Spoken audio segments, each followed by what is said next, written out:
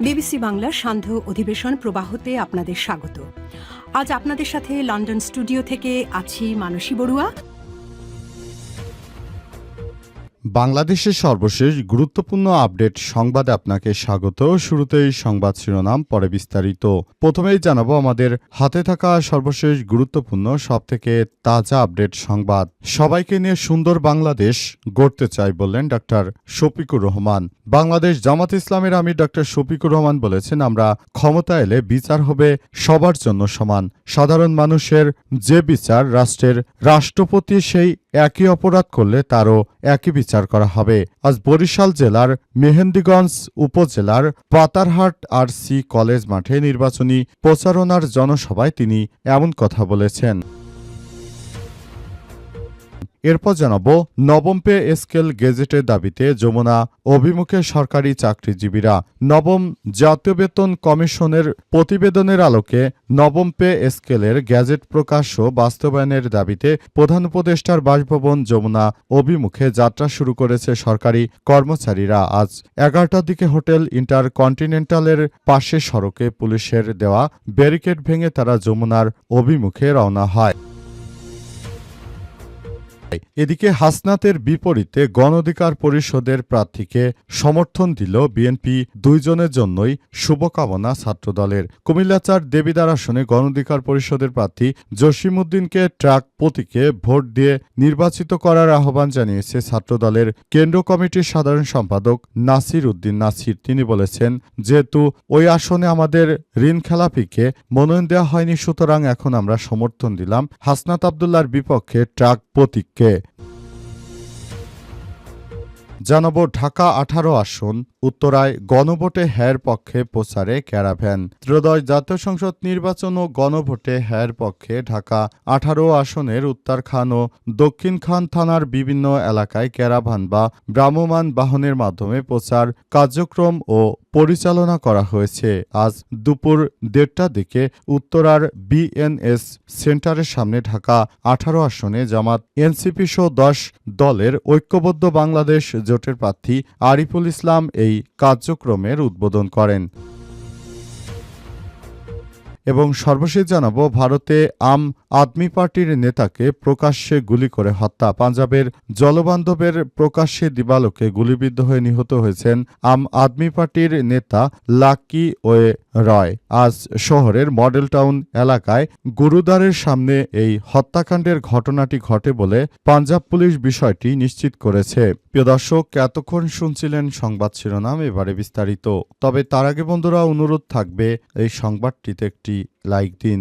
এই চ্যানেলে আপনি নতুন হয়ে থাকলে আমাদের সংবাদটি দেখতে দেখতে চ্যানেলটি সাবস্ক্রাইব করে রাখুন। কমেন্ট করে বন্ধুরা আপনার মূল্যবান মতামত জানিয়ে দিন আপনি বিশ্বের কোন দেশ থেকে বা বাংলাদেশের কোন স্থান থেকে আমাদের সংবাদটি দেখছেন এবং শুনছেন।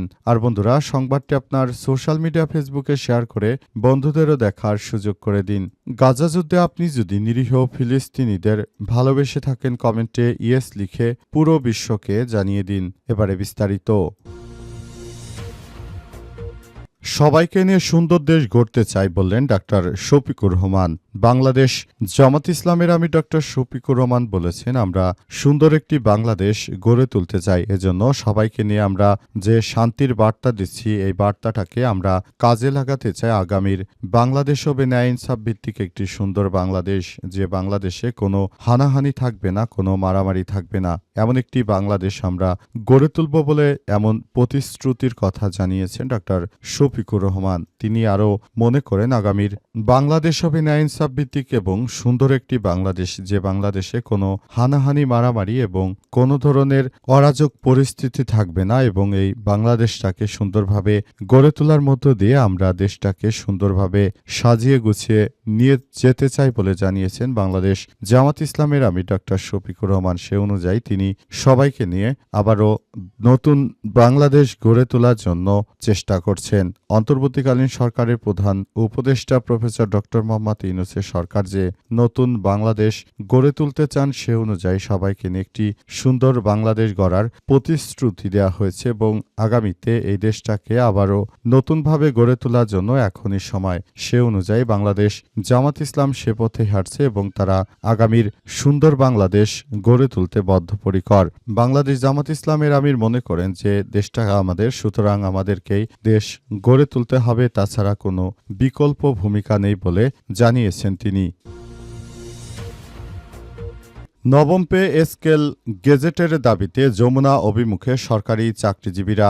নবম জাতীয় বেতন কমিশনের প্রতিবেদনের আলোকে নবম পে স্কেলের গেজেট প্রকাশ ও বাস্তবায়নের দাবিতে প্রধান উপদেষ্টার বাসভবন যমুনা অভিমুখে যাত্রা করেছে সরকারি কর্মচারীরা। আজ বেলা 11টার দিকে হোটেল ইন্টারকন্টিনেন্টালের পাশে সড়কে পুলিশের দেওয়া ব্যারিকেড ভেঙে যমুনার দিকে যেতে শুরু করেছে তারা। আজকের মধ্যেই নবম পে স্কেলের গেজেট প্রকাশ করতে হবে, অন্যথায় বাড়ি ফিরবেন না বলে জানান আন্দোলনকারীরা। তাদের অভিযোগ, অন্তর্বর্তীকালীন সরকারের সময় পে কমিশন গঠন করা হলেও গেজেট প্রকাশ না হয় অবিচার করা হয়েছে। এর আগে আজ সকালে নবম পে স্কেলের গেজেট প্রকাশ ও বাস্তবায়নের দাবিতে ঢাকার কেন্দ্রীয় শহীদ মিনারে জড়ো হন সরকারি চাকরিজীবীরা। এরপর সেখান থেকে যমুনা অভিমুখে যাত্রা শুরু করেন। এতে সরকারি কর্মকর্তা কর্মচারী কল্যাণ সমিতি সহ বিভিন্ন সরকারি, আধা সরকারি এবং পে স্কেলের আওতাভুক্ত দপ্তর ও অফিসের কর্মচারী কর্মকর্তারা সেখানে রয়েছেন এবং তারা আগামীতে একটি সোনার বাংলাদেশ গড়ে তুলতে হলে অবশ্যই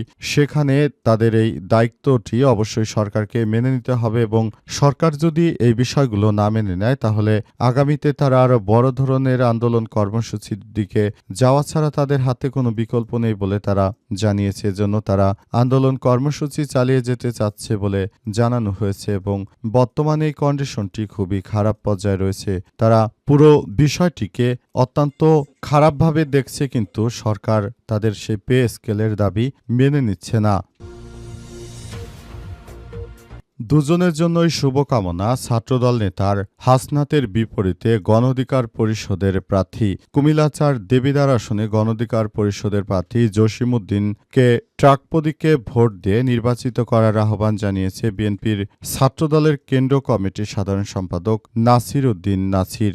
জানা গেছে, ঋণখেলাপি এবং দ্বৈত নাগরিকত্ব অন্যায় অপরাধ করার কারণে সেখানে এক নেতার কার্যক্রমটি আপাতত স্থগিত রয়েছে। অর্থাৎ দেখা যাচ্ছে যে সেখানে মূলত হাসনাত আব্দুল্লাহর আসন থেকে যে দাঁড়িয়েছিল মঞ্জুরুল হাসান মুন্সী, তিনি একজন ঋণখেলাপি এবং সরকার কোনোভাবেই ঋণখেলাপিকে এবারের নির্বাচনে সুযোগ দিতে পারে না। সেই জায়গা থেকে সরকার উক্ত ব্যক্তিকে ঋণ খেলাপির দায় কিন্তু তাকে কোনোভাবেই এই নির্বাচনে অংশগ্রহণ করতে দেয়নি। এখন বিএনপি আপাতত মনোনয়ন কেনা যাচ্ছে না, এমন একটি সময় এসেছে, তাই তারা জসিমউদ্দিনকে নির্বাচিত করার জন্য কথা বলছে। জসিমউদ্দিন হচ্ছে ট্রাক প্রতীকের প্রার্থী। তিনি আগামী জাতীয় সংসদ নির্বাচনে গণ অধিকার পরিষদ থেকে অংশগ্রহণ করার মধ্য দিয়ে তারা আগামীর একটি সুন্দর বাংলাদেশ গড়ে তুলতে চায়। এজন্য ট্রাক প্রতীকের নির্বাচনে ভোট দেওয়ার মধ্য দিয়ে হাসনাত আব্দুল্লাহকে যেন তারা পরাজিত করতে পারে এমন একটি বিষয় তারা সামনে এনেছেন। তারা আরও জানিয়েছে এই ধরনের কর্মসূচি তাদের চলমান থাকবে যতক্ষণ পর্যন্ত হাসনাত আব্দুল্লাহ সহ আরও নেতাকর্মী যারা রয়েছেন তাদের এ ব্যাপারটি পুরোপুরি কার্যক্রম চলতে থাকবে এবং এ ব্যাপারটি সেভাবেই দেখা হচ্ছে। হাসনাত আব্দুল্লাহ যেন কোনোভাবেই জিততে না পারে, এজন্য বিএনপির নেতাকর্মীরা এই ব্যক্তিকে মনোনয়ন দিয়েছে। তবে বর্তমানে এখন ট্রাক প্রতীকে নির্বাচন করতে হবে তাকে, কারণ এই মুহূর্তে আসলে বিএনপির হয়ে নির্বাচিত করার কোনো অপশন তাদের হাতে নেই। ঢাকা 18 আসন উত্তরায় গণভোটে হ্যায়ের পক্ষে প্রচারে ক্যারাভ্যান। ত্রয়োদশ জাতীয় সংসদ নির্বাচন ও গণভোটে হ্যায়ের পক্ষে ঢাকার 18 আসনে উত্তরখান ও দক্ষিণখান থানার বিভিন্ন এলাকায় ক্যারাভ্যান বা ভ্রাম্যমাণ বাহনের মাধ্যমে প্রচার কার্যক্রম পরিচালনা করা হয়েছে। আজ দুপুর 1:30টার দিকে উত্তরার বিএনএস সেন্টারের সামনে ঢাকা 18 আসনে জামাত, এনসিপি সহ 10 দলের ঐক্যবদ্ধ বাংলাদেশ জোটের প্রার্থী আরিফুল ইসলাম এই কার্যক্রমের উদ্বোধন করেছেন। সরেজমিনে গিয়ে দেখা গেছে গেছে। ক্যারাভেনের মাধ্যমে গণভোটে হ্যাঁ ভোটের প্রয়োজনীয় দিক তুলে ধরা হচ্ছে। এছাড়াও প্রচারণাকালে গাড়িতে শাপলা কলি প্রতীক এবং গণভোটে হ্যাঁর পক্ষে গান পরিবেশন করা হয়। এতে সাধারণ মানুষের মধ্যে ব্যাপক আগ্রহ লক্ষ্য করা গেছে। পথে পথে মানুষের থেমে থেমে ক্যারাভ্যান প্রচার লক্ষ্য করেন এবং অনেকেই ইতিবাচক সাড়া দিতে দেখা গেছে। এর আগে উদ্বোধনী বক্তব্য আরিফুল ইসলাম বলেছেন, ভারতীয় আধিপত্যবাদ, সন্ত্রাস, দুর্নীতি ও চাঁদাবাজির বিরুদ্ধে ঐক্যবদ্ধভাবে আমাদেরকে প্রতিরোধ গড়ে তুলতে হবে। সেই কাজটি আমরা করতে চাই। আগামীর বাংলাদেশ হবে ন্যায়, ইনসাফ এবং সুন্দর একটি বাংলাদেশ। সেই বাংলাদেশ গড়ে তুলতে আমাদের এই বদ্ধপরিকর এবং আমরা সে অনুযায়ী কাজ করছি। আগামীর বাংলাদেশ গড়তে আমরা কোনোভাবেই দ্বিধা করব না। আগামীতে সুন্দর একটি বাংলাদেশ গড়ে তোলার মধ্য দিয়ে আমরা যে নতুন বাংলাদেশ গড়ে তোলার স্বপ্ন দেখি, সেই স্বপ্নকে আমরা বাস্তবায়ন করতে চাই। আগামীতে বাংলাদেশটাকে সুন্দরভাবে গড়ে তোলার জন্য আমরা বদ্ধপরিকর এবং সে অনুযায়ী আমরা বাংলাদেশ জামাত ইসলামের আমির ডক্টর শফিকুর রহমানের নির্দেশনা অনুযায়ী আমরা বাংলাদেশটাকে সুন্দরভাবে গড়ে তোলার মধ্য দিয়ে আবারও দেশটাকে এগিয়ে নিয়ে যাব বলে জানিয়েছে তারা। উত্তরায় যে ক্যারাভেনের আয়োজন করা হয়েছে সেখান থেকে মূলত আবারও গণতন্ত্র ফেরানোর ডাক দেওয়া হয়েছে এবং সে অনুযায়ী আমরা নতুন বাংলাদেশ গড়ে তুলতে পারব বলে তারা জানিয়েছে এবং সে অনুযায়ী সবাইকে আরও বেশি সতর্ক এবং দায়িত্বশীল ব্যবস্থা গ্রহণ করার জন্য বলা হচ্ছে।